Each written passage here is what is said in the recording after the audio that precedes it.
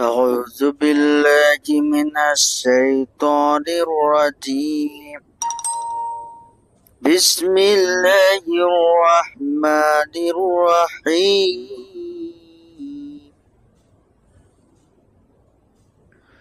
ويل لكل همزة لمزة ধ্বংস এমন প্রত্যেক ব্যক্তির জন্য যে সামনাসামনি লোকদের ধিক্কার দেয় এবং পেছনে নিন্দা করতে অভ্যস্ত।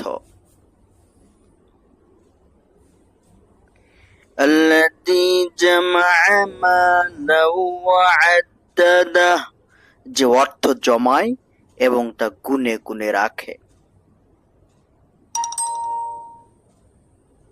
সূরা হুমাযার 1 এবং 2 নম্বর আয়াতে আমরা তেলাওয়াত করলাম।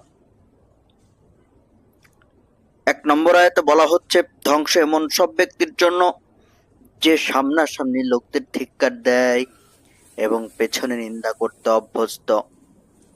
এই আয়াতের ব্যাখ্যায় বলা হচ্ছে এখানে মূল শব্দ হচ্ছে হুমাযাতিল লুমাযা।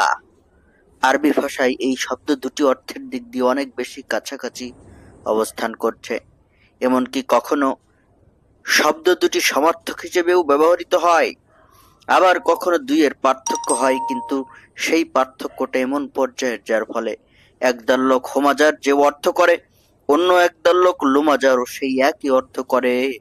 আবার এর বিপরীত পক্ষে কিছু লোক লুমাযার অর্থ যা বর্ণনা করে অন্য কিছু লোকের কাছে হুমাযার অর্থ তাই হয়।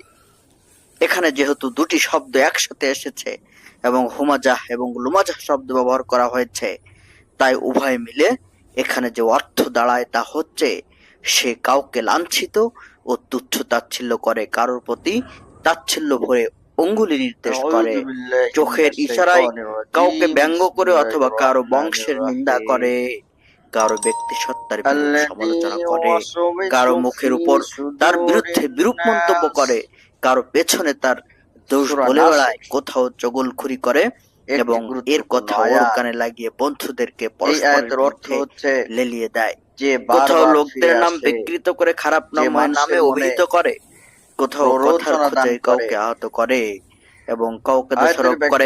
এসব তার অভ্যাসে পরিণত হয়েছে।